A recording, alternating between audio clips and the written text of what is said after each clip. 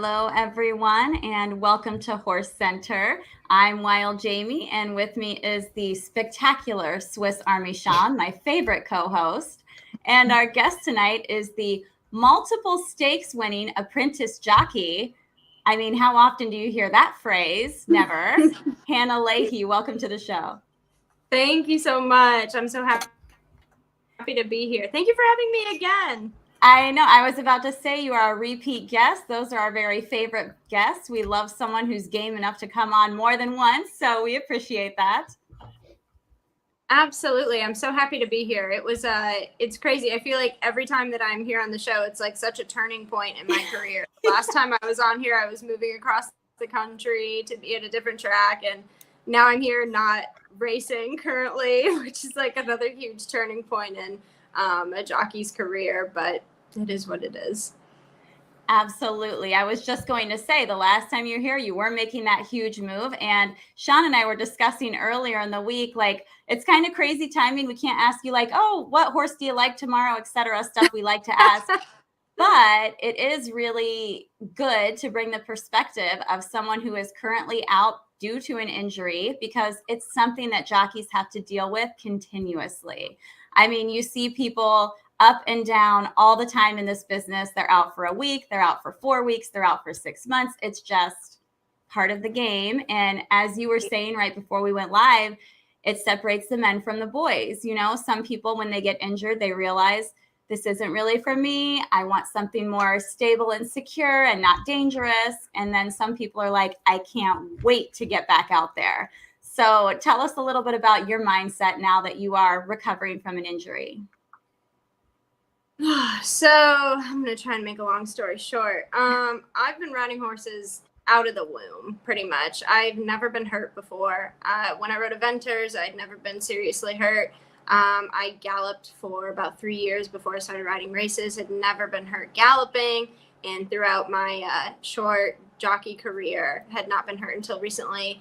I always wondered how difficult it was for jockeys to get back on a horse after an intense injury, a serious injury. And, you know, is it scary? Like, do you want to keep doing it? Is there fear when you get back out there? Things like that, you know, just the regular things that run through your head. I was ready to, I mean, after the pain subsided, I was ready to get right back on. I've been out for a little over a month. I have 5 broken ribs and a completely separated shoulder. They originally thought I would have about 6 months out with at least one surgery. And after an MRI, they kind of marked that down to about 4 months out. I'm hoping to get back on horses within the next 2 months, though. And I have no fear. So I'm not worried at all about getting back on. I would get right back on the horse that put me in this position in the first place. It was just a freak thing. You know, it wasn't the horse's fault. It wasn't my fault. It was nobody's fault. There's risk in this industry that you have to take into account with every step a horse takes that you get on. And it was just an unfortunate thing that happened. And luckily I am young enough and fit enough to bounce back from it fairly quickly. I've had great support from friends, family, trainers, owners, other jockeys. My agent has been fantastic through this. He stayed in the hospital with me the entire time I was there. And I was there for over a day. So I think when you build yourself up in the right ways, you know, physically, mentally, emotionally, supportively with the people around you, it's easy to get back into it. So I'm really excited to get back on a horse. Oh, I bet. And I was going to say this, Grandma's horse racing says, darn, she heals fast. You have youth on your side, girl. Good for you, because those are amazing that they thought you need surgery and need so much more time, and you're healing wonderfully. We are so happy to hear that. And we also cannot wait to see you back in the saddle. Now, something that we had actually chatted about, well, I wasn't here, but I watched the show, of course, when you came on before, was your parents were very protective growing up and would not allow you to even have a trampoline. So my question is, how did they feel about this incident? Were they like, oh my gosh. So, man, when I rode event horses, I actually had a trainer whose wife was killed from an eventing accident. His wife had a rotational fall, and he was one of my earliest trainers. My parents were never concerned when I was eventing. They knew the risks, but they knew that I always took precautions, and, you know, they were confident in myself as a rider and the horses that I had to keep me safe. When I started riding on the track, you know, as an exercise rider, you don't own these horses. You don't know them. The same thing as a jockey. My parents would tell me they had never felt concerned the way they did is when I was riding racehorses. Because it's almost kind of like, you know, drawing a name out of a hat. You get what you get. You know, you can work for it as hard as you want, but sometimes you just don't really know what you're getting yourself into. And when I got hurt, oh my gosh, when I got hurt, my agent was at the hospital before I even got there. And he's the only person that I know in Hot Springs. I had only been at Oaklawn for about a week. And they said, "Who is this guy?" And I said, "He's my dad," because I didn't want them to not allow him to not come back to the hospital with me. He's the only person I knew. And so he was like, "Do you want me to call your dad?" My agent said this to me when I was, you know, laying in the ER when they were working on me. And I said, "No, don't call my mom. Don't call call my stepdad." Because I didn't want them to know that he wasn't my real dad. And so I'm like, "Call my stepdad. His name is Paul." And they called my dad. He works with like ICU type situations for a career. And so he had a good head on his shoulders. He was able to like breathe and be calm through everything. And once I was stabilized and they were able to tell me kind of what was going on with me, that's when we called my mom. And both of them were so supportive. You know, "Do you need us to fly down there right away?" They both live in Lexington, Kentucky together. And at the time, I really wasn't sure what limitations I had with the injuries. And I said, "You know what, let me have a couple of days, figure out how everything is going to be." I was in the hospital for 2 days. And once I get home, I'll let you know. And they both had a lot on their plates. I have 3 little sisters, and one of my sisters who lives in Alabama ended up coming out and being there with me for 2 weeks. So lots of support from my family. Luckily, they all are very understanding that this is a high-risk sport, but they were all ready to come and help me if need be. So Awesome. I'm glad to hear that they, oh, did we lose her? She kind of froze. I think we did lose her. Oh, why no. does that Oh, wait, happen? she's back. Okay. You hear me? I Yes. don't know why that keeps happening. I'm so sorry. No, it's all good. Trust me, You can we hear me? have, yes, we have run the gamut of technological Okay. issues on this show. This is fairly minor compared to some things we experience. So, on our last, we're all good. yes. On the last show that you came out on with us, you spoke about how you are a fly by the seat of your pants kind of person, and you're up for adventure and just whatever comes. But you really had to basically ex-nay that when you started working in racing, because it's basically 365, 24/7, your life is racing. Well, now that you have this unexpected break from that, have you been taking advantage? So the first thing I did was go visit my family and visit my boyfriend. I'm very far away from all of them. My closest family member lives in Alabama. I have family all over the U.S. though, and like I said, I'm in Hot Springs, Arkansas now. So I spent a week with my boyfriend, and I spent a week with my family for Christmas, and I'm in Miami right now. So I'm trying to do the things that I hadn't been able to do for years. But hopefully when I get back within the month, I'm really hoping to be back in the saddle and cleared to start riding again. It's been great, but there's no like way to scratch the itch of getting back on a horse. You know, no matter how I try and fill my time, there's nothing like being there in the morning and riding races, things like that.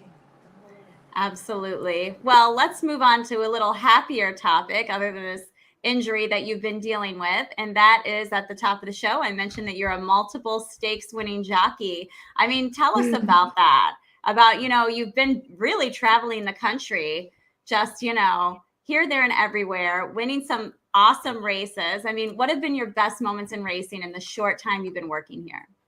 Oh my gosh, best moments of racing. I mean, everywhere I go, there is something amazing about it, whether it's, an achievement or something I've learned, things like that. I recently won a stakes in Arizona with the horse that I had been traveling to and from since I had moved out to Pennsylvania, La Castiglione. I recently just won my biggest stakes with her at Turf Paradise. It was a $60,000 on the turf, and that owner has been amazing with me. Can you hear me? Mm-hmm. Yes. Hang on.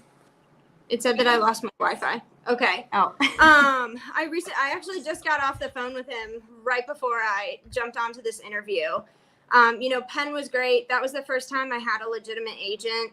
When I was at Turf Paradise before Penn National, I didn't have an agent. I had my own book, and my agent out there, Tony Koval, was amazing, and he really set a foundation for me to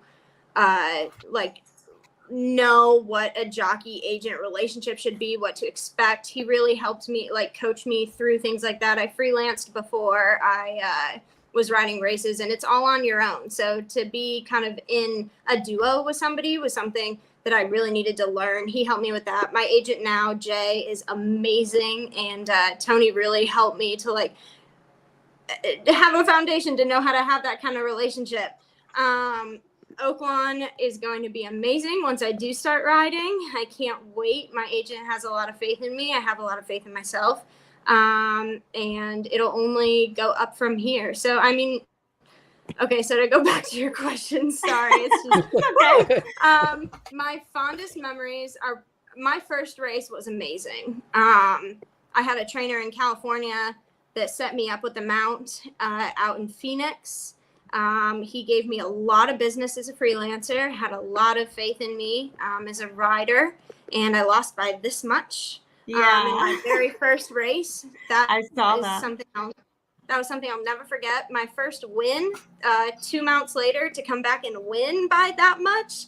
That's something that I'll never forget either.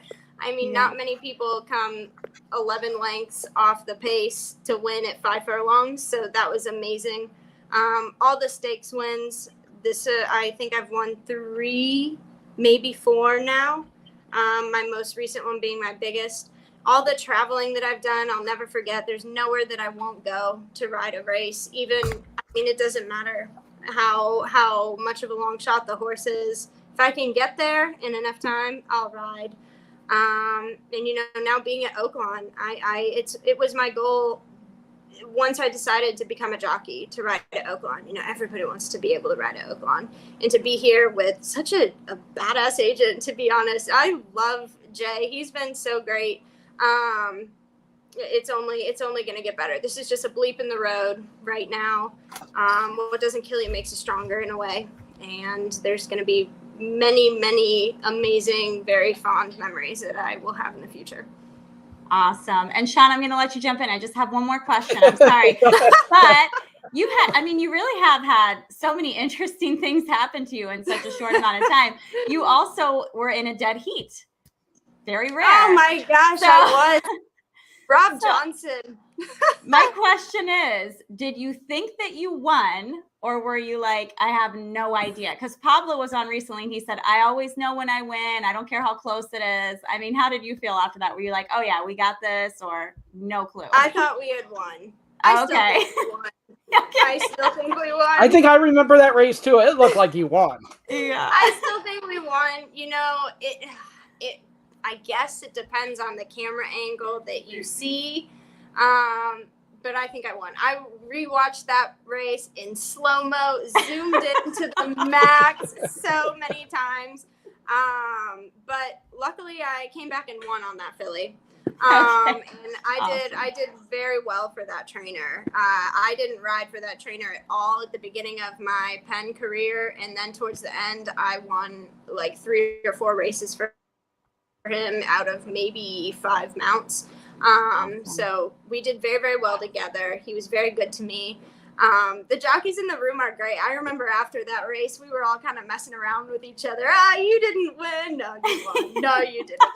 Just like messing around. Everybody had a good attitude about it, but it is what it is. So I love it. And I got to throw in Terry Hayes' plug real quick. Come to Golden Gate Fields. I'm telling you, he reps Golden Gate Fields better than anyone. Terry, you must be on that payroll. Hey, Hannah's young enough. The way she's getting around tracks, I think she's gonna be the Terry Hay of jockeys, and she's gonna touch every track as she goes.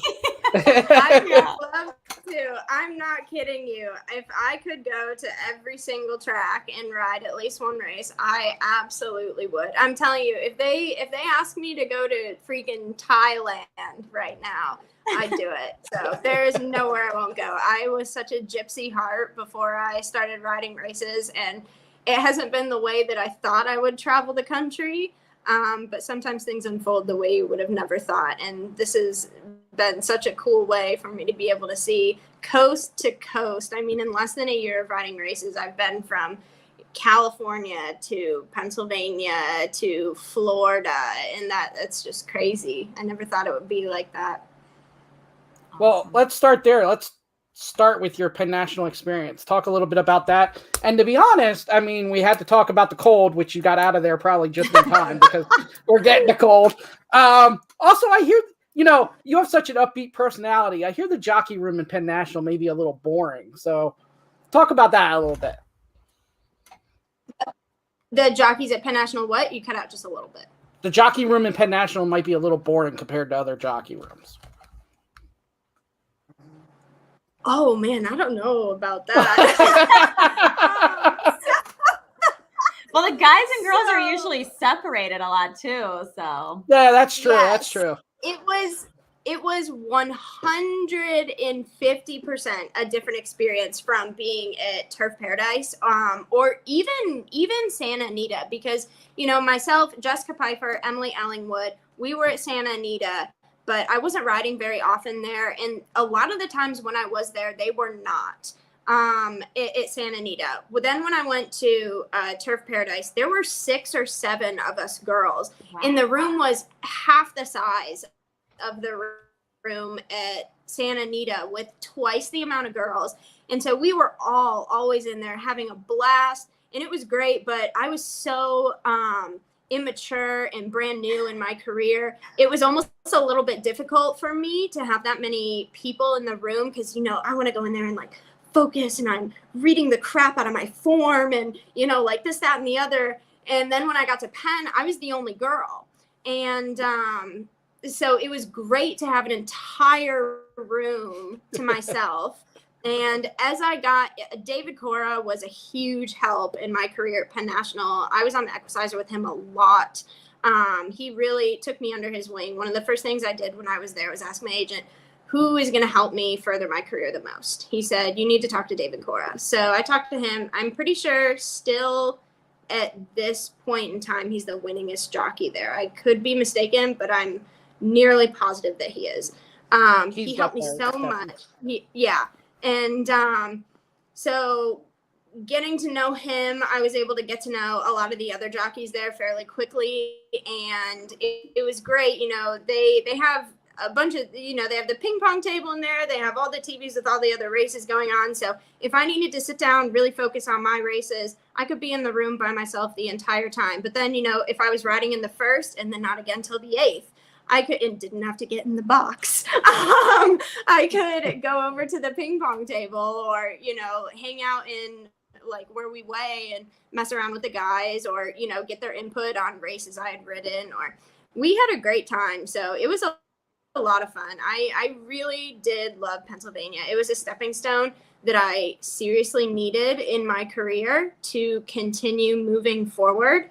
And when I left, I felt like it really was time to go. But without having gone to Penn, I think I would have missed a crucial turning point and like step in my career. So, you know, I wish I could have just stayed at Santa Anita and made it work that way, but not everybody, sometimes you have to take a little bit of the longer road, and I was fine with that. So I went to some smaller tracks. I learned a lot from a lot of people, got a lot of experience, and now I'm at Oaklawn, and, you know, that was my overall goal, and it's amazing. It's about the path you take, right? So not the destination. I'm really happy with the way things have turned out, and that it hasn't been so cookie cutter. It wouldn't be like Hannah Leahey to have something go very cookie cutter. So it's with the personality, you know? Absolutely. And I just have to say real quick, I'm sorry I keep interrupting you, Sean, but everyone is loving this. Terry Hayes says, what a great attitude. Sean Patrick Nolan says, love the attitude, wishing you all the best. Terry Hayes says, anywhere but Hannah is certainly cannot be boring. And Willie Martinez says, Hannah will come back stronger for sure. Ride smart, ride safe. You are a champion. So we got a lot of people chirping in here. Okay, go ahead, Sean. Well, that's the other thing I was thinking. The only thing with PA is you like to do a lot of things. You're adventurous. There ain't much to do in PA. Trust me, I know. I'm only an hour from there. I used to like to do a lot. The only things I like to do now have to do with racing. It's very difficult to get me to go out, to not catch the Z's that I need to for the next day. You know, when I was 18, 19, 20, I think I got into the thoroughbred industry when I was 21, I believe, is when I started breaking horses, maybe 20. I mean, that put me in check really fast. And I think I got all my partying out then. I'm serious. There is nothing that brings me as much joy as not only riding races, but doing well. It really does pay off. And like I've said so many times, I evented for a very, very long time. I thought for a long time that's what I was going to do. It just wasn't fulfilling me the way I thought it would. And when I started riding racehorses and just going further and further in that, breaking, galloping, breezing, now riding races, like there is nothing I wouldn't do to continue to be successful in that. You know, I'm trying to get back from this injury as quickly as I can. But I also know that it's vital for me to do it smart. You know, I don't want to be this jockey that had just a streak of success, got hurt, was able to do it for a little, and then ruined herself for the rest of her life. And so I don't know. I want to do this until I physically cannot anymore. And there's nothing that I'll let get in my way except things that I can't control. So. Speaking of that, how painful, I mean, 5 broken ribs sounds really painful. So, when it happened, what ended up happening, I was breezing a filly, a 2-year-old. She went over the inside rail with me and launched me. It felt like an eternity into the infield. It was the first time I'd never been able to get up after an injury or after falling, which is crazy. I just remember laying there being like, oh my God. And went to the hospital. I kept telling him something was wrong with my shoulder. And when I was I had a collapsed lung, maybe 2, I don't quite remember, 5 broken ribs. They said, nothing's wrong with your shoulder. And I said, something definitely is. When I went and had an MRI after that, and by the way, it was excruciatingly painful. I have never had pain like that before. I've been in car accidents. I've been in jet ski accidents. I've been in other horse accidents that I didn't have to go to the hospital for. But, you know, horses run you down, they flip over, you fall off, things like that. And I'd never had pain like this before. I've also never broken bones like this before. But like I said, I was in the hospital for 2 days, had a collapsed lung, 5 broken ribs. They said nothing was wrong with my shoulder. And I kept telling them there's something wrong. I've never been able to not move like this. And I had an MRI. They thought that I had completely torn my rotator cuff in half. They thought I was going to have at least 1 surgery and out for at least 6 months. Luckily, man, I'm getting emotional. Aw. Luckily, no rotator cuff tear. I have something called a separated AC joint. I don't know if you can really see it on the screen. I'll see. Hang on. Let me. My stand is gonna give way. So maybe if I put my hair up. So you can kind of see the bump right here. Yeah. And on this shoulder, it's normal. It kind of stands out, not as much as it used to, but it'll be like that forever. You can see it kind of peak a little bit. It almost doesn't hurt at all anymore. It's just very weak now. My dad, when he was 16, was a quadriplegic. He was in a pool accident, and I remember asking him as a kid, like, what is it like to be paralyzed? I never understood. And he would try and tell me these things, these comparisons, and trying to rebuild the muscles here in the tendons and ligaments. I'm not paralyzed, but they're just very weak. I've never known as closely what like being paralyzed feels like until then. Just, you know, the difficulties that you go through, you really can't take advantage of your body working properly. But a lot of people also don't know that or realize that until they can't. So definitely very thankful to kind of learn that early on. And I think it's only going to help me ride better. I think it's going to keep everybody else around me just as safe. You know, once you get in an accident and you realize how quickly things can be taken away from you, you have a different appreciation for the safety and the integrity of everybody else around you, including yourself and these horses. And, you know, I've always wanted everybody to be safe and do well, but it just kind of catapults you that much more into it, you know? Absolutely. So what do you think you've said about your career and growing? What do you think you have improved on the most as far as riding? Ooh. So, I think, the most. I got her speechless. This does. I don't know how I did that. Well, there's a lot of things that I needed to work on as a jockey before I came to Oaklawn. I talked to my agent for about a month before, maybe 2 weeks to a month before he decided to take me on. And the first thing, the number one thing that I wanted in an agent was somebody dead honest. I grew up with a very honest, straight to the point dad. And I am not a pansy. You know, I can really take constructive, harsh criticism. And my agent told me the first time he ever talked to me, you need to work on this, and this, or you're never going to make it. And I was like, okay, this is my guy. This is the one that I want. So I've worked a lot on my form. I'm fairly tall. I'm 5'6" or 5'7". And I'm about as flexible as a wooden board. So that's been something that I've really had to overcome. You know, I stretch a lot. I do yoga, like regular yoga, hot yoga to help with that. My form's improved a lot. I think my strategy has improved a lot. I used to be very robotic when I rode. You know, you could almost watch me and know, okay, 3/8 pull, this is what she's going to do. Quarter pull, this is what she's going to do.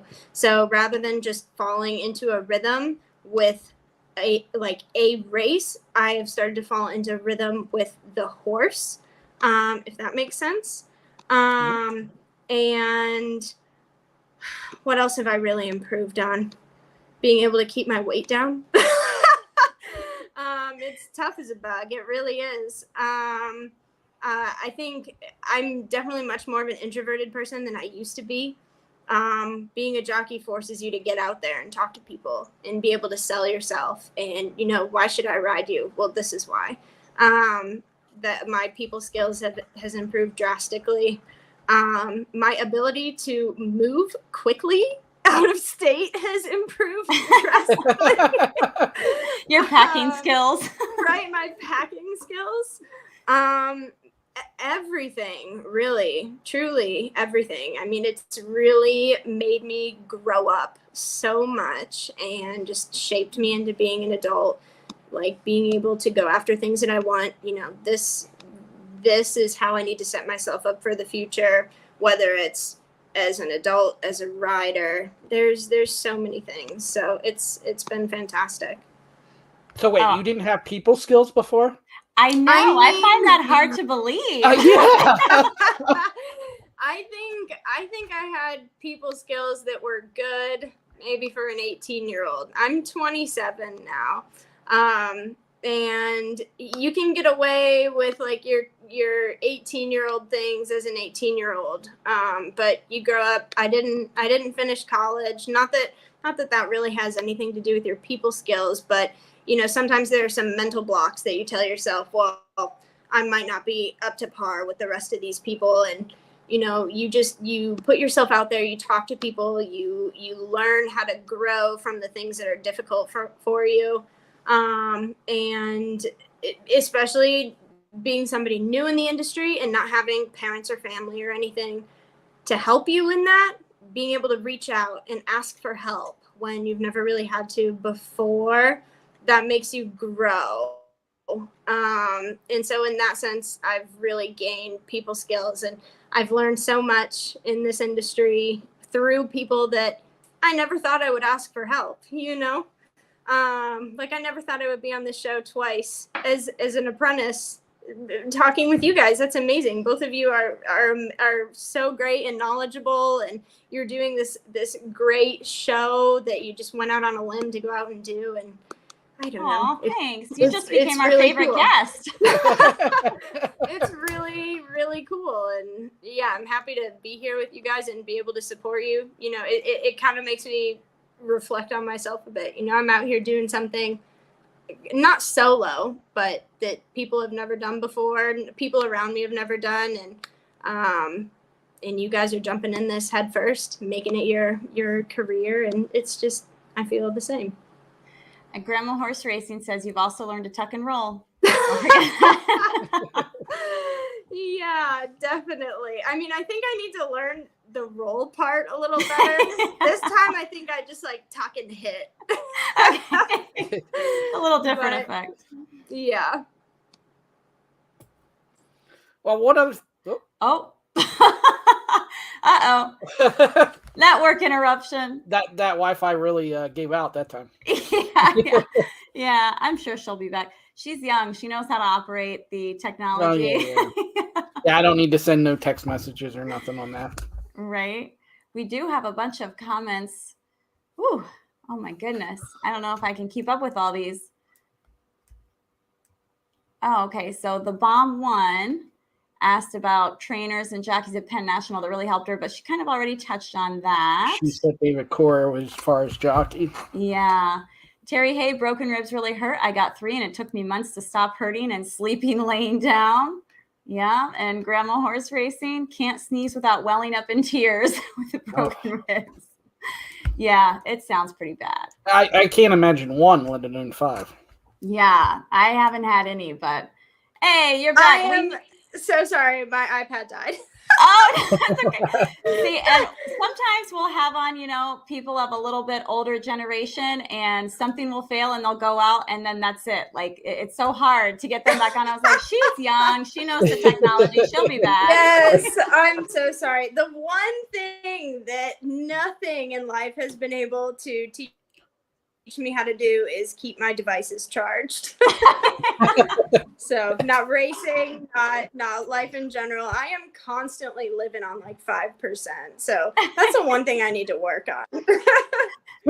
Especially traveling all over the world, you'd think you'd have to be juiced up all the time because you never know when you're going. Hey, they have a lot of chargers in airports. They do. And I'm telling you, sometimes there's nothing like just being unplugged. Yeah, amen. We did have a quick question I wanted to touch on real quick here from Grandma Horse Racing. Do you interact with your fans at the track? Yes. So that was something that a lot of veteran jockeys that I looked up to would always tell me. It's so important to interact with your fans. I read a lot. And I read a lot of books about athletes, and that's another thing that they always say. It's so important to interact with your fans, to make them feel important, because they're really the reason why you're out here and able to do this.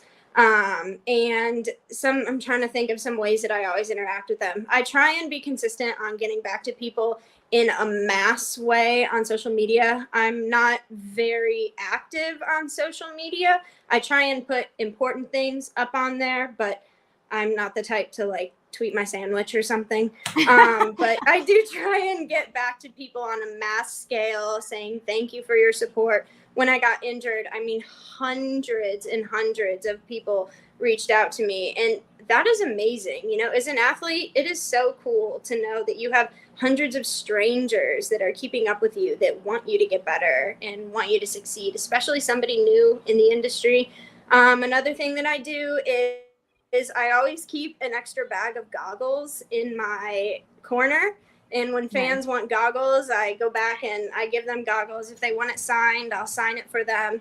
I always do pictures when I can, little things like that. So I really do think it's the little things that make people feel appreciated and that count. I remember when I was getting going in horses and I would watch these eventers, you know, go and jump these big fences, and if they took 2 seconds to get a picture with me, like that was so special to me. So I just try and return the favor when I can. Absolutely. You would be surprised how much that touches people. I mean, Willie and I interact with people all the time who are like, oh, you gave me a pair of goggles 25 years ago and I still have it like hanging in my car. We're like, oh, okay. Right. But it's true. Especially you touched a minute on social media. You're great on social media. You and I have never met, but I've been following you for years because you're so entertaining. Years. And wow, years. Yeah, I'm definitely one of those. I'm like a girl horse racing fangirl. Okay, like any female who is talented and just really succeeding in the sport. I follow them. I love them. I share their stuff. I've had my eye on you forever, even back when you were like galloping for Joe Sharp, because I love Joe. But oh my God, yeah, you really have been a fan for years. Yeah, and then when you started riding races, I was like, oh my gosh, like look at her. And your first race was awesome. And then coming out with your win right away, it's been so thrilling to watch your career. So keep up the good work, keep interacting with fans, because that makes so much bigger impression than you realize. Oh, Thank and you. look, I have to read this comment real quick. I'm sorry, Sean, but this is funny. Grandma Horse Racing says, looks like Hannah and Jamie got together on the dress code. Sean, you missed the memo. Yeah, I wasn't on that email or anything, apparently. He's getting with us with the hat. Okay, that's true. That's true. Yeah.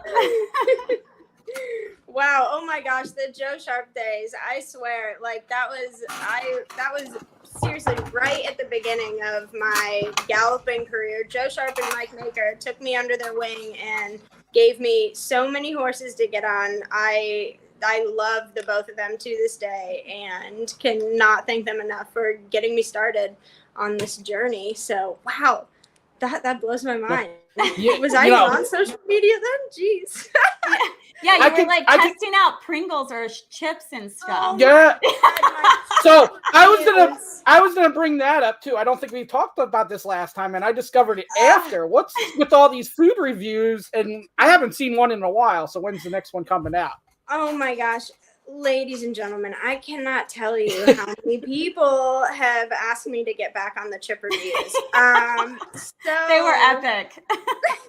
I was in Del Mar probably 3 years ago, almost. I remember going into a speedway. Before I started riding races, I was on the seafood diet. I saw it and I ate it. Like I am a human garbage disposal. I do not care if it's edible. I will eat it. And I saw these chips and they were the weirdest flavor. And I thought, I've got to try these. And I jumped onto my Instagram story, showed them the chips, and put up maybe like a poll. Are these going to taste terrible or are these going to be amazing? And then did a whole thing like, this is the outside of the bag. This is what it looks like on the inside, like a smell test. And then I would taste them.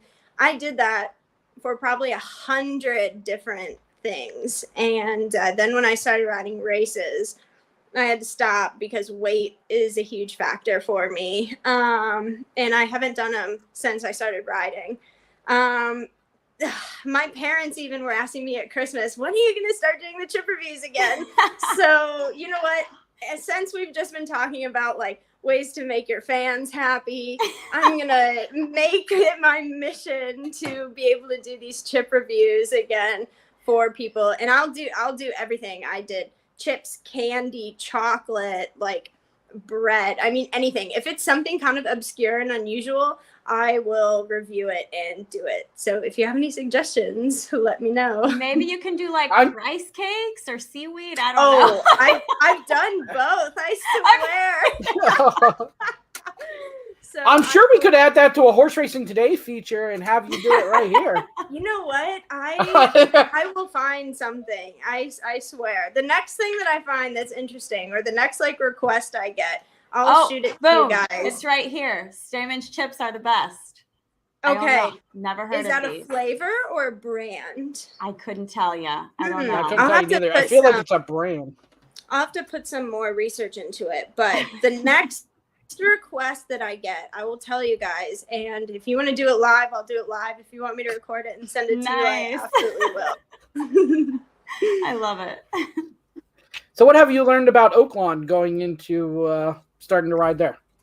Oaklawn's been amazing. The first thing I learned is it's no joke. You know, these are the big leagues. These are the big boys. And luckily, racing has made me not afraid to ask for help anymore. And so right away, another jockey that my agent has is Francisco Arrieta. He's amazing. He's a fantastic rider.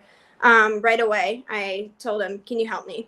I want to be like you, essentially, but I need some help.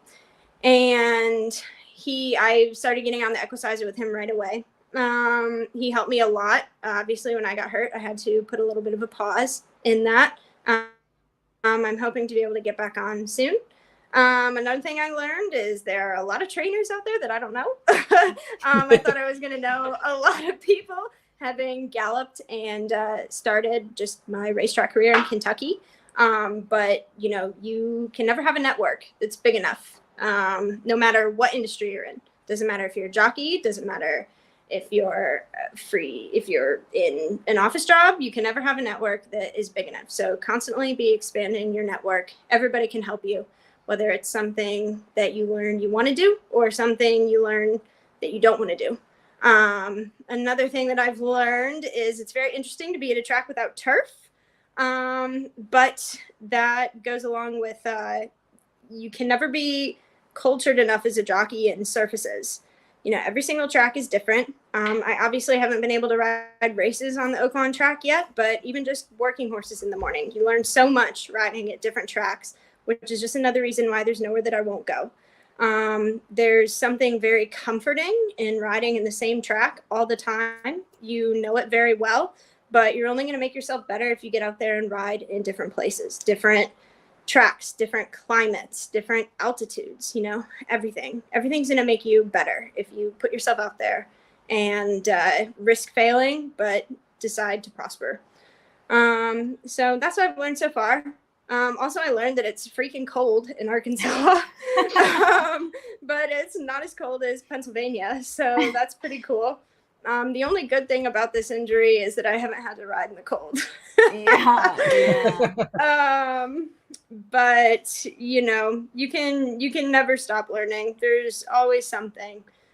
These trainers, there's been so many of them that have reached out to me since I've been injured, just to say, hey, we haven't forgotten about you. We hope you're doing well, blah, blah, blah. So, you know, that makes you feel good as somebody new, just trying to get their feet under themselves. It was pretty devastating when I got hurt a week before opening day. But, you know, like I keep saying, it is what it is. And it's just a part of my story. It would be unusual if it had gone normally for me. So. Awesome. You got anything else, Sean? Well, we're at 45 minutes, so we'll have Hannah back. So I have like 100 more questions, but I feel guilty keeping you this long. We'll just have to have you on again. No big deal. I swear, by the time Jamie knew she was getting to be the host and stuff, your name came up within a day on. Yeah. I am definitely. I'm gotta a get girl Hannah jockey on. fangirl. Okay, I can't help it. Then, well, you guys, I don't know if you had her on before or after I was going to be a part of the show. It took me a few months to actually start the show because of scheduling and whatnot. I think you might have already had her on, and I was like, oh no, you guys already interviewed her. Dang it. Let's bring her back. Well, you are amazing on the show. I always see so much love for you in the comments and everything. And I mean, just listen, I keep up regularly with the guys and gals that you interview, and you guys do such a good job. So please, I would love to be back. Don't ever hesitate to just like DM me or text me or even call me with questions. I'm happy to answer. So you guys have been so good to me. Awesome. We have on the best guests, and you are certainly no exception. You've had just a phenomenal bug year thus far. It's been all over the place, as we said, but like you said, it would not be you if it went in a straight arrow. So we are glad to stay with you through all of the changes, even the recent setback. We know that you'll come back better and stronger than ever. You're doing it the right way, and we can't wait to see more stakes wins, more racetracks, more awesome things happening for you. Thank you so much, you guys. You really don't know how much that means to me. Awesome. Well, we will be watching. Oh, one more comment before you leave us. Love the guests in the interview, and as usual, Jamie and Sean, fantastic job. Well, thank you. We appreciate that, Terry. But you have a great night, Hannah, and we can't wait to have you back on. Can't wait to be here again. Great talking with you guys. Thank you. Bye. You too. Bye. Oh, there we go. Ha. I accidentally did that wrong. Oh, she's the best, isn't she? Yeah, every time she's I awesome. She's one we could put on the show by herself, and we don't even need to do anything. I know. I literally got to ask like 3 of the questions I wanted, so we definitely have to have her back on. But I mean, she's so charming and informative. Like everything that you ask, she gives you even 10 times more than you were asking or expecting. So. Makes our job easy, right? And no matter what's going on, as you can tell, she's just so upbeat and positive. Yeah. Again, you say about young people that make us feel like that, like people like Hannah that are so positive and stuff like that. I'm like, I don't feel like I'm a negative person, but there's no way I'm to that level. I really got to get better at that because that's awesome to be able to be like that. Yes. Yeah. No matter what comes away. I mean, getting injured right when you're getting rolling and ready to start at a new track, that's huge. That had to be super painful, not just physically, but mentally and emotionally. And she's just handling it in stride, which that's an important skill you got to have as a jockey. As we said, it's part of the game. No one escapes this game completely unscathed. Some things you just can't prevent. So you got to be able to roll with the punches. Absolutely. All right. Well, one more quick comment here. Sorry, I just love our comments. They're great. We learn a lot from our journeys. It helps us grow. Exactly. And she is on quite the journey, and I can't wait to see where it takes her next. We'll be right there with her. Absolutely. All right, Sean, what else have we got coming up? So tomorrow, Rich and I think it would be Charles, because it's Wednesday, we'll be back at 11:30 a.m. Eastern, and they will be covering Gulfstream Park with their pick show. We'll be back tomorrow night at 8 p.m. Eastern with Electric Moon, another returning guest, and she's very upbeat as well. Yeah. She's done a lot in the business, and she's always fun to talk to as well. And then also honest. I love that about her. Yeah. Refreshingly honest. Picks with the Professor for your other sports betting needs. YouTube channel, and then at Professor Sides for Twitter. That's pretty much it. Obviously, thoughts and prayers. We cover football as well. We'll be back Friday with that. Thoughts and prayers to Damar Hamlin from Buffalo with the whole absolutely devastating thing that happened last night on the field. Yeah. I mean, being a professional athlete, it is not for the faint of heart. So, unfortunately.